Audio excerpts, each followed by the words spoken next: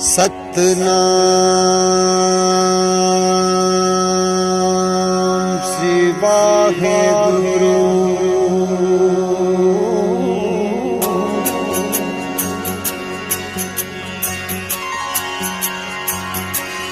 तू प्रभु दाता दान मत पूरा, हम थारे भिखारी जियो।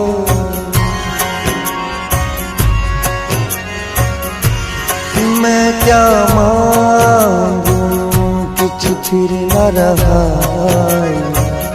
हर दीजे नाम प्यारी जियो। तू प्रभु दाता सतनाम श्री वाहेगुरु।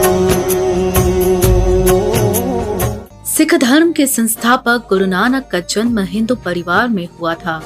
कार्तिक पूर्णिमा को गुरु नानक देव का जन्म होने के कारण ही सिख धर्म को मानने वाले इस दिन को प्रकाश उत्सव या गुरु पर्व के रूप में मानते हैं। उन्होंने मूर्ति पूजा का विरोध किया, वह देवताओं की पूजा में विश्वास नहीं करते थे। नानक देव जी का जन्म 14 अप्रैल 1469 को उत्तरी पंजाब के तलवंडी गांव के एक हिंदू परिवार में हुआ। नानक का नाम बड़ी बहन नानकी के नाम पर रखा गया। नानक जी के पिता तलवंडी गांव में पटवारी थे। परिवार में गुरु नानक जी के दादाजी शिवराम, दादी बनारस और चाचा लालू थे। गुरु नानक को पारसी और अरबी भाषा का भी अच्छा ज्ञान था। नानक को बचपन से ही चरवाहे का काम दिया गया था। पशुओं को चराते समय वह घंटों तक ध्यान में रहते थे। एक दिन उनके पशुओं ने पड़ोसियों की फसल को बर्बाद कर दिया। इस पर उनके पिता ने नानक देव जी को खूब डांटा। इसके बाद जब गांव का मुखिया राय बुल्लर फसल देखने गया तो फसल सही थी। यहीं से गुरु नानक देव जी के चमत्कार शुरू हो गए। राय बुल्लर ने नानक देव जी की दिव्यता को समझकर उन्हें पाठशाला में रखा। इस दौरान उन्होंने हिंदू धर्म के पवित्र जनेऊ संस्कार से गुजरने से मना कर दिया। उन्होंने कहा कि उनका जनेऊ दया, संतोष और संयम से बंधा होगा। उन्होंने जाति प्रथा का विरोध किया और मूर्ति पूजा में भाग लेने से मना कर दिया। गुरु नानक का बचपन से ही रुझान अध्यात्म की तरफ ज्यादा था। उनकी इस प्रवृत्ति को देखते हुए पिता कालू ने उनका ध्यान कृषि और व्यापार में लगाना चाहा, लेकिन उनके सभी प्रयास व्यर्थ सिद्ध हो गए। घोड़ों के व्यापार के लिए पिता की तरफ से दिए गए 20 रुपयों को नानक देव जी ने भूखों के भोजन में लगा दिया। गुरु नानक की बहन नानकी और जीजा जयराम ने उनका विवाह 24 सितंबर 1487 में मूलचंद की बेटी सुलक्षणा देवी से करा दिया। गुरु नानक द्वारा रीति रिवाजों का विरोध करने के कारण उनके ससुराल वालों ने पहले शादी करने से मना कर दिया और भारत वापस भेजने की धमकी दे दी। लड़की पक्ष ने गुरु नानक को मारने की साजिश रची और उन्हें मिट्टी की कच्ची दीवार के पास बैठा दिया। इस साजिश की खबर लगने पर गुरु नानक ने उस दीवार को सदियों तक नहीं गिरने की घोषणा की। उन्होंने कहा कि यह दीवार सदियों तक उनके विचार की निशानी बनकर रहेगी। यह दीवार आज भी गुरुद्वारा कंध साहिब, गुरदासपुर, पंजाब में एक कांच में बंद है। नानक अपनी बहन और जीजा के साथ सुल्तानपुर में रहने लगे। उनके 2 पुत्र श्री चंद्र और लक्ष्मी चंद्र हुए। 1499 में उनकी सुल्तानपुर में मुस्लिम कवि मर्दाना के साथ मित्रता हो गई। नानक और मर्दाना दोनों ही एकेश्वर की खोज के लिए निकल पड़े। अपनी यात्राओं के दौरान नानक जी ने हिंदू और मुस्लिम दोनों ही धार्मिक स्थलों की पूजा की। उनका कहना था, प्रतिदिन ईश्वर की आराधना करो, ईमानदार गृहस्थ की तरह रोजगार में लगे रहो। साथ ही वह कहते थे कि अपनी आय का कुछ हिस्सा गरीब लोगों में बांटना चाहिए। जीवन भर देश विदेश की यात्रा करने के बाद गुरु नानक जीवन के अंतिम चरण में परिवार के साथ करतारपुर बस गए। उन्होंने 25 सितंबर 1539 को अपना शरीर त्याग दिया। ऐसा कहा जाता है कि नानक की मृत्यु के बाद उनकी अस्थियों की जगह फूल मिले थे। इन फूलों का हिंदू और मुस्लिम अनुयायियों ने अपनी धार्मिक परंपराओं के अनुसार अंतिम संस्कार किया। नानक नाम जहाज है जो जपे वो उतरे पार, मेरा सद्गुरु मुझे करता है प्यार, वही तो है मेरा खेवनहार। इस गुरपुरब यूसीएन परिवार की ओर से एक खास पेशकश उन सभी योद्धाओं के लिए जिन्होंने धन गुरु नानक जी के सिद्धांतों पर अमल करते हुए सेवा कार्यों को निरंतर जारी रखा है। गुरु नानक देव जी समाज सुधारक भी थे, सेवा कार्यों को उन्होंने प्राथमिकता दी थी। इसी सीख पर चलते हुए उनके अनुयायी आज तक की ये सेवा कार्यों में लगे हुए हैं। सर, सबसे पहले जानना चाहूँगी आपका नाम। मेरा नाम है मनमीत सिंह गुंबर। सबसे पहले मैं गुरु नानक देव जी के प्रकाश पुरब की सारी संगतां ਨੂੰ ਲੱਖ ਲੱਖ ਵਧਾਈਆਂ।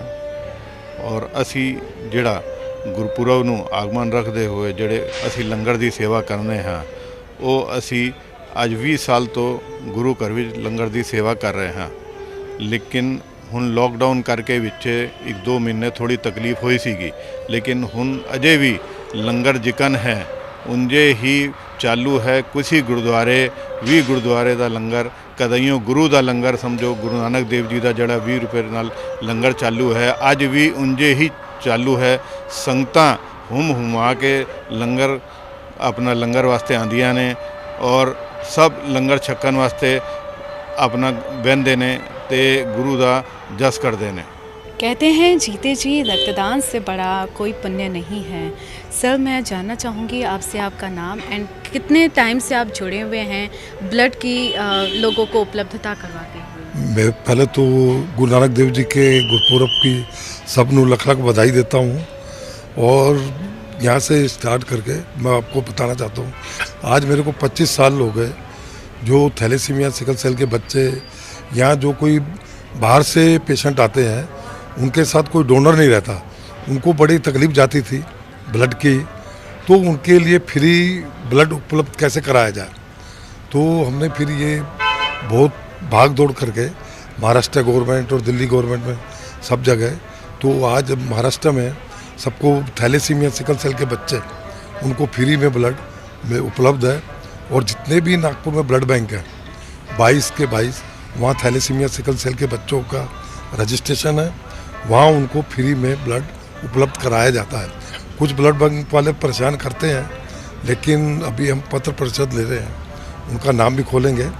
और हम ये बता देना चाहते हैं कि ये बच्चों को 12 दिन में 15 दिन में जो ब्लड लगता है बड़ी तकलीफ़ हो जाती है, माँ बाप बहुत परेशान रहते हैं। इसलिए अपना इसी को देखते हुए ये ब्लड कैंप हमने चालू किए थे और जो आज निर्विरोध चालू है। जिस गुरुद्वारे में गुरपुरब रहता है वहीं पर हम करते हैं और दूसरी जगह भी करते हैं और सब जगह हमारे कैंप चलते रहते हैं। वाहेगुरु जी का खालसा, वाहेगुरु जी की फतेह। साथियों, आप सभी को विश्व में जितने भी नाम लेवा सिख रहते हैं, आप सभी को गुरु नानक देव जी के प्रकाश पुरब की बहुत बहुत बधाई है।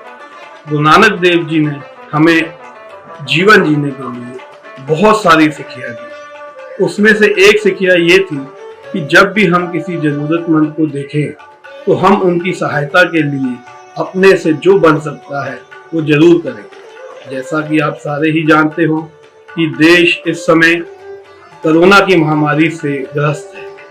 पिछले दिनों हमने देखा कि हम नागपुर में रहते हैं और नागपुर इंडिया के बिल्कुल सेंटर में है, तो जो मजदूर भाई अपने गांव से शहरों के तरफ काम करने गए थे, उन्होंने कोरोना को देखते हुए वापस अपने घर को जाना चाहा, लेकिन साधन ना मिलने के कारण वो पैदल ही चल पड़े और नागपुर में एक हुजूम सा देखने को लगा, क्योंकि हर तरफ से मजदूर यहाँ पहुंचने लगे। प्रशासन द्वारा जो व्यवस्था की गई थी वो बहुत कम पड़ी थी, तो उसको देखते हुए ना उनके पास में रहने की जगह, ना खाने की कोई जगह, ना कुछ उनके सहयोग की कोई चीज दिख रही थी। उस समय हमने अपनी पूरी भाटिया परिवार, भाटिया फार्म्स की टीम के साथ मिलकर और एडिशनल सीपी नीलेश भरने सर के सहयोग से, उनकी गाइडेंस से हमने हमारे कामटी रोड स्थित भाटिया फार्म्स को शेल्टर होम में तब्दील किया और अपने तरफ से जो बन सका उनके खाने पीने की व्यवस्था, उनके रहने की व्यवस्था, उनके वहां पे चेकअप की व्यवस्था, ये सारी कराई। और तकरीबन 25,000 मजदूरों को बस, ट्रेन और ट्रकों के माध्यम से उनके घर पहुंचाया। हमको ऐसा लगा कि हमने एक बहुत छोटा सा प्रयास गुरु नानक के चरणों में समर्पित किया, उनकी सीख को अपना के। उस समय मैं आप सभी से यही बेनती करता हूं कि जब कभी भी आपको ऐसा मौका मिले, आप जरूर इस सेवा को निभाएं और गुरु नानक की खुशियों को प्राप्त करें। आखिर में फिर से मैं सरबजीत सिंह भाटिया की तरफ से, भाटिया परिवार की तरफ से, भाटिया फार्म्स की पूरी टीम की तरफ से आप सभी को गुरु नानक देव जी के प्रकाश पुरब की बहुत बहुत बधाई देता हूँ। वाहेगुरु जी का खालसा, वाहेगुरु जी की फतेह। सतनाम श्री वाहेगुरु साहिब जी। श्री वाहेगुरु साहिब जी। सतनाम श्री वाहेगुरु साहिब